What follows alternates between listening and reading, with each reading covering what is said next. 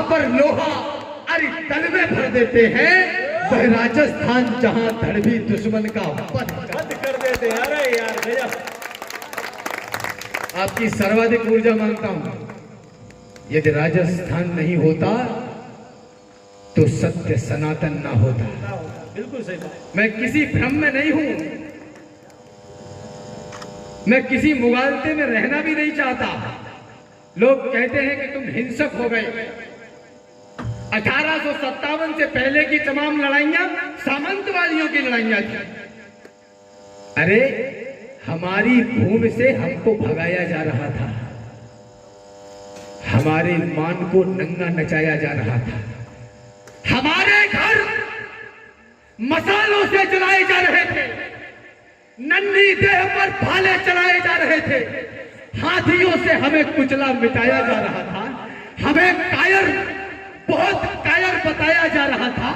अरे उस काल में अड़ते नहीं तो क्या करते, कोई बतलाए, हम लड़ते नहीं तो क्या करते।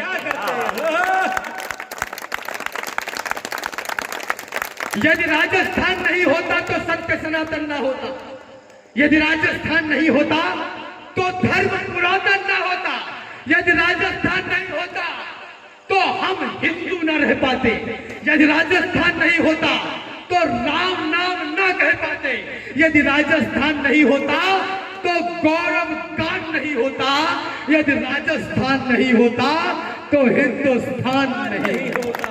वाह भैया वाह। मैंने कहा हिंदुस्तान, लोगों ने कहा तुम्हारा व्याकरण गलत है, हिंदुस्तान सही, तुम्हारी भाषा, तुम्हारा उच्चारण ठीक नहीं है, हिंदुस्तान है, हिंदुस्तान नहीं है। हिंदुस्तान कहना कट्टरता का प्रतीक है। उनकी आंखों में आंखें डाल के आप सबकी मौजूदगी में कहना चाहता हूं, मेरा देश किसी अफगानिस्तान, तुर्किस्तान, तुर्कस्तान, पाकिस्तान की तर्ज वाला हिंदुस्तान नहीं है, ये राजस्थान की तर्ज वाला हिंदुस्तान है।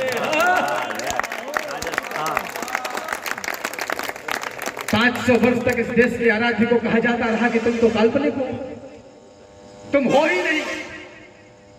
निवेदन करना चाहता हूं, भारत में आस्था का था प्रतीक जो युगों से, आप सोचिएगा वही खानदान कैद था, कैद था समाज का वो अंग, सोचिएगा आप रंग बेस में वो विश्व का प्रधान कैद था, और कैद थी वो आस्था जो आपकी हमारी भी थी। आस्था के संग संग में गुमान कैद था, राम लला केवल हमारे कैद में नहीं थे, 100 करोड़ हिंदुओं का स्वाभिमान कैद में था। वाह भैया, बिल्कुल सही बात। तो आपने बचाया लोकतंत्र का महान मंत्र, पापियों के पंख वाले अंक को मिटा दिया, रावणों की फौज का किया है सर्वनाश, आश राम भक्त की जगी तो लंक को मिटा दिया। आपने बचा लिया है लाल लालिमा का, और कालिमा के काले से मयंक को मिटा दिया। आपने बचा के राम जन्मभूमि का गुमान, देश पे लगे हुए कलंक को मिटा दिया। लोग मुझसे कहते हैं कि राम तुम दरबारी कवि हो, तुम एक पक्ष की बात करते हो। मैं उनकी आंखों में आंखें डाल के कहना चाहता हूं, मैं दरबारी हूं, लेकिन मेरा दरबार भारत माता का दरबार है। जो इस दरबार में खड़ा होगा मेरी कविता उसके लिए, मैं कोई कवि नहीं हूं, बस एक आंदोलन लेके चल रहा हूं। मैं नहीं चाहता कि, चाहता हूं ये नई पीढ़ी छुए आकाश भी। वह कार्य, कोई भी कार्य, कोई भी विषय, कोई भी वस्तु, कोई भी कविता, कोई भी नाट्य, दुनिया का कोई भी विषय, कोई भी वस्तु, वो मेरे लिए मिट्टी के समान है यदि उसमें देश का जिक्र नहीं है। चाहता हूं ये नई पीढ़ी छुए आकाश भी, पहले पढ़े इतिहास को और फिर रचे इतिहास भी। अरे कोई तो इन वीर योद्धाओं का भी अनुयायी हो, कोई हो जिसके जहन में देशभक्ति छाई हो, कोई हो जिसमें हो जिम्मेदारियों की भावना और भारत देश की करता दिखे आराधना, कोई तो हो जो दिलों से मैल को निर्मल करे, आंसुओं को व्यर्थ बहने ना दे, गंगा जल करे। कोई हो जो ये कहे मैं आज का बलिदान हूं, भीड़ से निकले और बोले मैं ही हिंदुस्तान। भीड़ से निकले वो बोले, मैं ही हिंदुस्तान हूं। गोरखपुर से हैं आप और केवट है।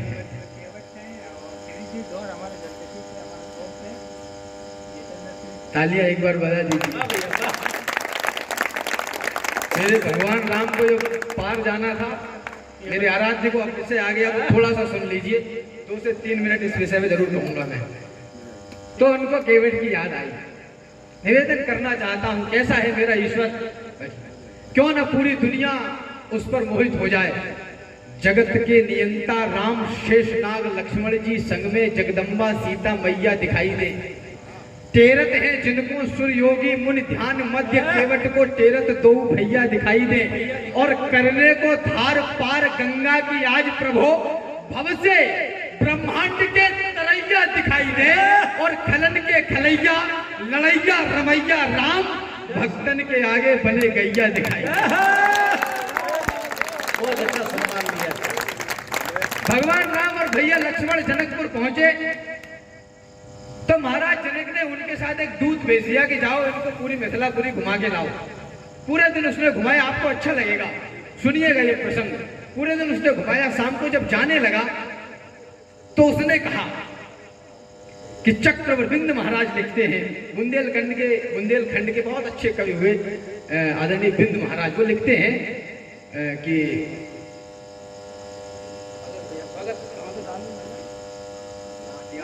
सुनी नहीं रहे, आप बताएंगे क्या? ये ऐसे संचालक हैं, इन्हें एक आदमी का नाम याद नहीं है। तो वो कॉन्फिडेंस नाम की कोई चीज होती है तो वो काकरौली से सीख लो। और बगल में आचार्य जी को बैठा रखा है, उनसे पूछ के उन्होंने पूरे संचालन में काम कर दिया। तो वो बोला कि चक्रवर्ती अवधेश नरेश के कुमार दो, हम धनहीनों को समीप क्यों बुलाएंगे? आप तो विमल बुद्धि सभ्यता एकता के रूप, हम बुद्धिहीनों को करीब क्यों बिठाएंगे? भले हैं बुरे हैं खोटे हैं खरे हैं, सत्य कहे मित्र, हमें भूल तो न जाएंगे। उस जगत के नियंता भगवान श्री रामचंद्र जी ने जवाब दिया। बिंद महाराज ने कहा कि हे मित्र, मन मानस में पाकर स्नेह नीर, ये मैं आपसे भी कहना चाहता हूं। हे मित्र, मन मानस में पाकर स्नेह नीर, कमल समान सदा फूले हैं वो फूलेंगे। चक्रवर्ती राज क्या है? तीनों लोग सुख प्रेम के मुकाबले न तुले हैं न तुलेंगे। और कारवार जग के 1000 बार भूल जाएं, किंतु प्रेमियों के प्रेम को न भूले हैं न भूले। हमारे आराध्य पर एक प्रश्न और उठा। कहा गया कि वो जब भगवान विष्णु के अवतार थे, विश्व की सबसे बड़ी शक्ति थे, तो जब वनवास दिया गया तो अपने अधिकार के लिए लड़ सकते थे, लड़े क्यों नहीं? वो गलत हो रहा था, जो हो रहा था वो अनीति थी। उन्होंने अनीति को स्वीकार क्यों किया? निवेदन करना चाहता हूं। प्रश्न ये उठा, गर्व करिए इस पर, प्रश्न ये उठा कि रघुवंशियों के वंशजों से नीति में अनीति वाला कार्य क्यों किया गया? माता सुमाता कुमाता बनी ही क्यों पुत्र का वियोग विष किस लिए पिया गया? तो सुने विश्व, रामचंद्र जी को भी मिला था न्याय और भरत भैया का पक्ष भी लिया गया। छोटे थे भरत तो अवधपुरी दी गई थी, राम थे बड़े तो पूरा विश्व दे दिया गया। लोग प्रश्न उठाते हैं हमारी आस्था पर। निवेदन करना चाहता हूं, योगी जन जान पाते हैं ना जिनका स्वभाव। अरे मूर्खो, तुम्हें हमारे भगवान का प्रमाण चाहिए? योगी जन जान पाते हैं ना जिनका प्रभाव, जिनकी कला का पार शारदा न पाती है। नारी जाति ब्रह्मवादियों ने भी न पाया तत्व, नित्य नित्य रीतियां भी कई हार जाती हैं। और शंकर समाधि में ढूंढते हैं जिनको, श्रुतियां भी नेत नेत कई हार जाती हैं। वह नाना रूपधारी कृष्ण मोहन मुरारी, उस विश्व के मदारी को गोपियां नचाती हैं। इतिहासों पर एक नया युगबोध लिखा है हमने, क्रूर काल के मस्तक पर प्रतिशोध लिखा है हमने। अब सरयू की लहरों पर वातास लिखा जाएगा, अवधपुरी में श्रद्धा और विश्वास लिखा जाएगा। मर्यादा का उच्च शिखर देंगे आधारशिला को, अर्चन वंदन नमन करेगी दुनिया रामलला को। समय बदलना था सो बदला, पूर्ण हुई अंगड़ाई, सुने विश्व हमने जीती है सबसे बड़ी लड़ाई। तो अरे राम भक्तों, पुरखों की आन भूल मत जाना।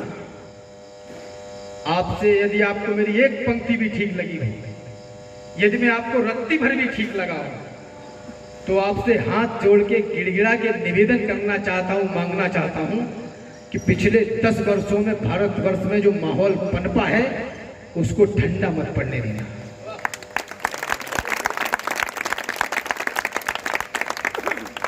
लोग मुझसे कहते हैं कि तुम बड़ी युद्धों की बात करते हो, तीर तलवारों की बात करते हो, तुमने कितनी लड़ाइयां लड़ी हैं। मैं उनसे कहता हूं कि मैं लड़ाई लड़ता हूं, 5 वर्ष में एक बार लड़ता हूं। मुझे पता होता है कि बटन कौन सा दबाना है। अरे राम भक्तों, पुरखों की आन भूल मत जाना, कोठारी बंधु का दैवीयतान भूल मत जाना, श्रीमंत अशोक सिंघल का वह अहिबान भूल मत जाना, उमा रमा के उद्योगों की तान भूल मत जाना, 500 वर्ष तक झेले हैं संताप भूल मत जाना, और महादानियों के समाज की छाप भूल मत जाना।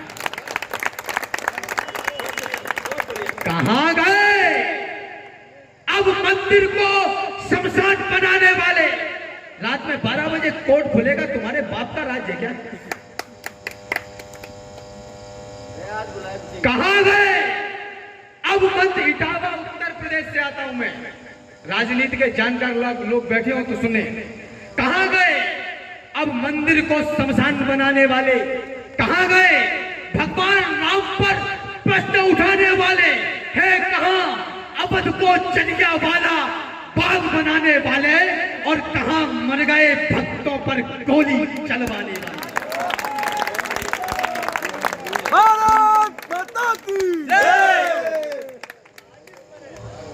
सब निपटेंगे।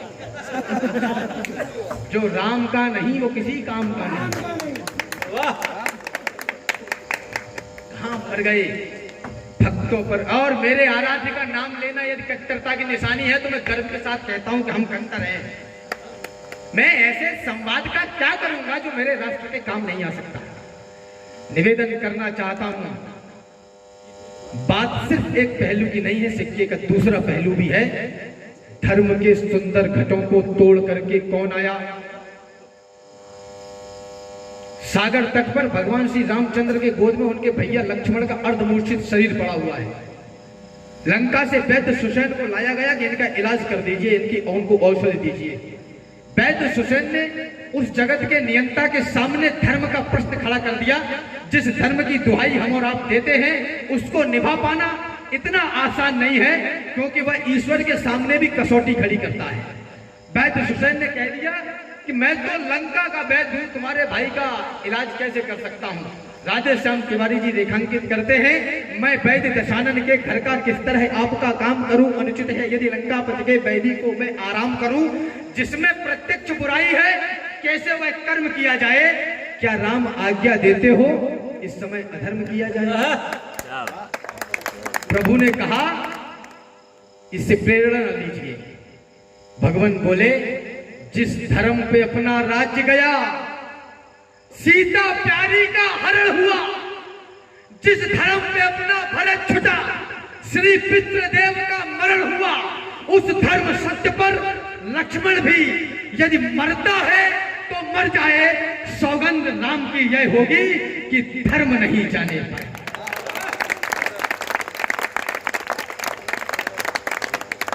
नई संतति को यह सिखाया गया, हम रिलीजन नहीं मानते, हम तो इंसानियत को मानते हैं। अरे विश्व को वसुधैव कुटुंबकम की धारणा लेने वाले हम हैं।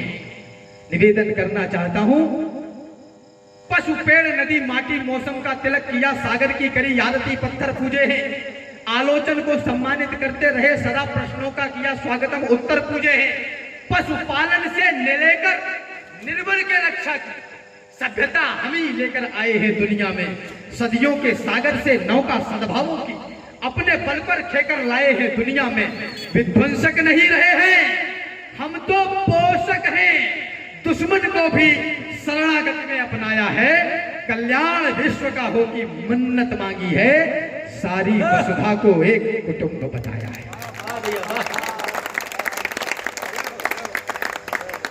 रक्षार्थ युद्ध को अहिंसा कहने वालों, बतलाओ हमने कहां चीटियां मारी हैं? लोग कहते हैं कि तुम चिल्लाते बहुत हो यार, ये बात तो आराम से भी हो सकती है।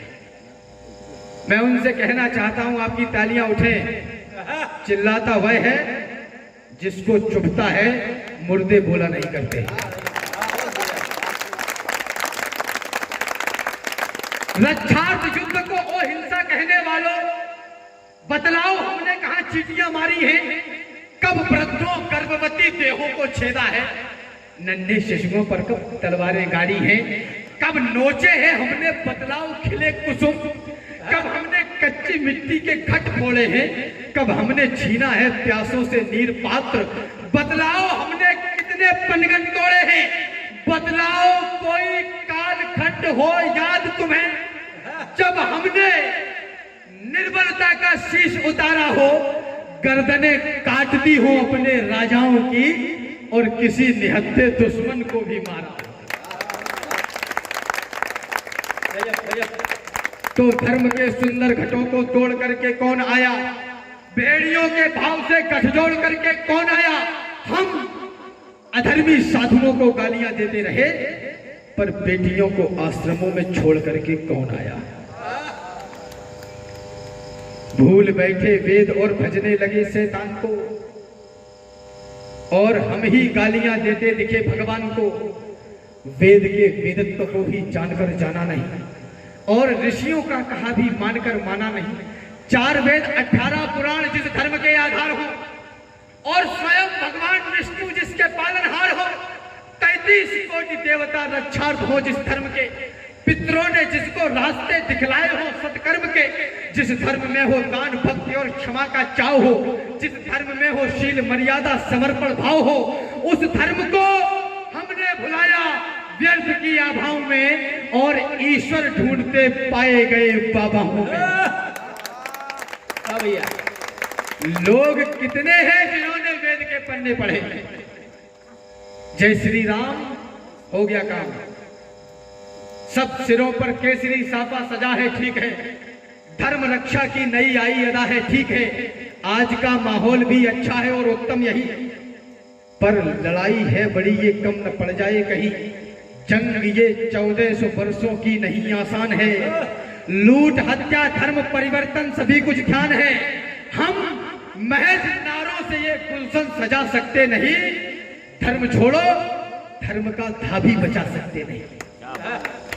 लोग कितने हैं जिन्होंने वेद के पन्ने पढ़े? क्या सही में हम सनातन आवरण से हैं जुड़े? लोग कितने जो चले प्रभु राम के पद बिंदु पर, सच कहूं तो पोतते कालिक रहे हम इंदु पर। गीता कहाँ है और पुराणों का बताओ क्या हुआ? इतिहास में अंकित प्रमाणों का बताओ क्या हुआ? वंदना व्रत ब्रह्मचारी जिंदगी किसकी रही? मानस के चौपाई की धुन कितनों के जिह्वा ने कही, कितनों के मस्तक पर तिलक सिर पर शिखा लहराई है, कितनों ने प्रातः काल में हरि वंदना दोहराई है, कितनों ने थामा है धनुष रावण को हनने के लिए, कितनों ने घर त्यागा बताओ राम बनने के लिए। आज के ये राम बोले रघुकुलों का क्या हुआ, और पूज्य वैदिक ज्ञान वाले गुरुकुलों का क्या हुआ? एक विशेष बात कहना चाहता हूं।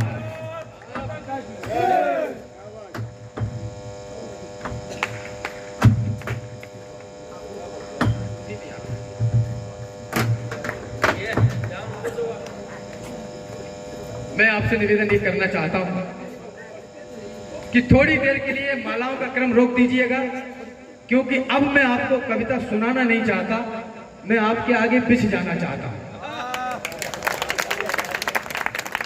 आप सबका सम्मान मेरे सर माथे पर, बस सुनिएगा। अब जो बात कहने वाला हूं वो चिंता है, और ये कहने से पहले आपको बता दूं कि हम जितने भी वाणी पुत्र मंच पर उपस्थित हैं, हम कुछ भी यूं ही नहीं कहते थे, क्योंकि बुंदेलखंड में एक जगह है हरपालपुर, वहां के एक राजा हुए जो तालाब के किनारे बैठकर मछली पकड़ रहे थे। उनके दरबारी कवि का वहां से निकलना हुआ।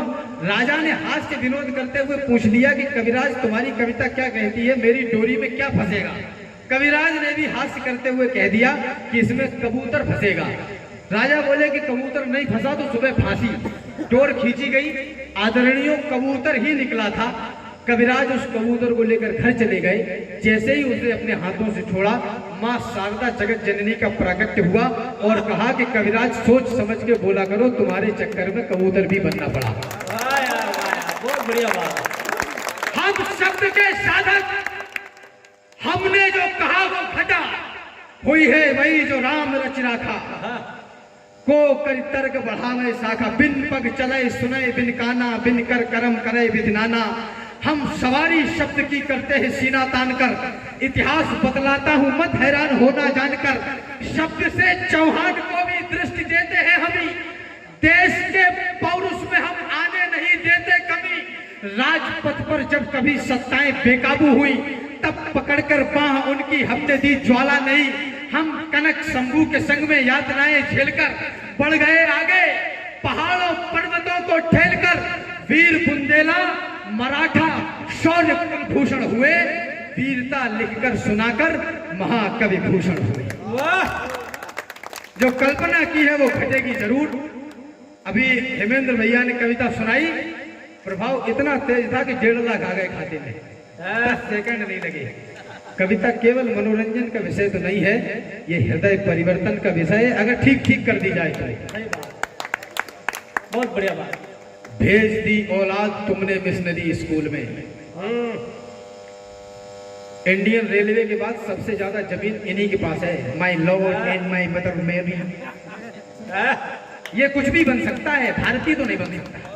सही बात। भेज दी औलाद हमने मिशनरी स्कूल में, है बहुत ही कष्टकारी आप औंधी भूल में।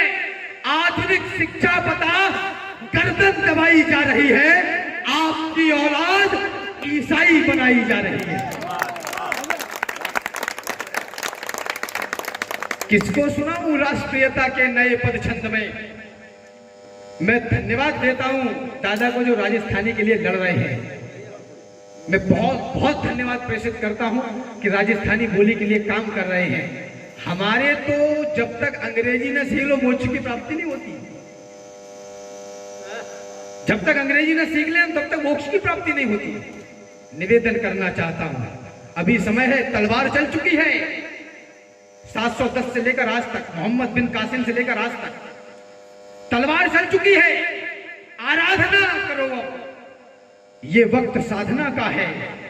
साधना करो अब, यह साधना जो हमको उन्नत शिखर दिलाए, वह साधना जो पहले जैसा प्रखर बनाए, वह साधना जो गीता का सार भी सिखाए, वह साधना जो रण में तलवार भी चलाए। किसको सुनाऊं राष्ट्रीयता के नए पद छंद में, किसी से कहूं इस देश का निर्बाध अंतर्द्वंद में। कौन सुनता है कथाएं अब यहाँ बलिदान की, लोरियां भाने लगी है सभी को आराम की। कौन पूछे बिस्मिलों की माओ का क्या हाल है, भूख से तड़प कर मर गई वो मां सड़कों पर। कौन पूछे बिस्मिलों की माओ का क्या हाल है, किसको पड़ी है देश ये कितना कहां बेहाल है। दोष देते हैं सभी सरकार जिम्मेदार है, देश के इस हाल पर नेताओं को धिक्कार है। ये चयन है आपका तो फिर कहो धिक्कार कैसा, और बुरा कहने का है तुमको भला अधिकार कैसा। पिछले चुनावों में तुम ही तो नोट लेते दिख गए, और कुछ गद्दार थे जो बोतलों में बिक गए। है नियम संचार का, जिसने किया वो ही भरेगा। चोर पालोगे तो क्या चोरी पड़ोसी की करेगा। रैलियों में झूमकर जयकार करता कौन है, भैया जी संघर्ष करो हम तुम्हारे साथ हैं। जिसको यूनिवर्सिटी में होना चाहिए था वो रैलियों में, जिसको खेत में होना चाहिए था वो रैलियों में है। जिनको देश की आंतरिक सुरक्षा का ध्यान रखना था उनकी ड्यूटी भी रैलियों में है। निवेदन करना चाहता हूं, इनको सेवक ही रहने दीजिए, राजा मत बनाइए, क्योंकि राजा आप हैं।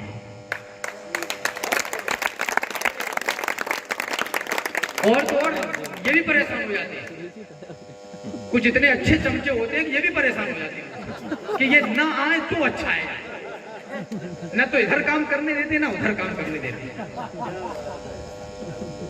रैलियों में जिस देश का युवा 100 रुपए की पेट्रोल और 2 समोसे के लिए पूरे दिन रैलियों में जिंदाबाद के नारे लगाता हो, उस देश की उन्नति की कल्पना नहीं की जा सकती। आप पढ़े लिखे हैं, आपके पास डिग्री है और आप बेरोजगार हैं, तो मुझे आपकी शिक्षा पर संदेह है। आप सरकारी नौकरी इसलिए नहीं करना चाहते कि आपको देश की सेवा करनी है, आप सरकारी नौकरी इसलिए करना चाहते हैं कि गवर्नमेंट आपको अपनी छाती पर लाद ले और 60 साल तक तुम्हारी रोटियां चलाने की ठेका ले ले, और इसके ज्यादा कुछ भी नहीं। ये बहुत कड़वा सत्य है। और एक अंतिम टिप्पणी और करता चलूं, आप राजनेता हैं, आप 5 वर्ष तक सत्ता में रहे और उसके बाद भी यदि आपको वोट मांगने पड़ रहे हैं तो मुझे आपके शासन काल पर भी संदेह है। बहुत बढ़िया बात है। मैं आप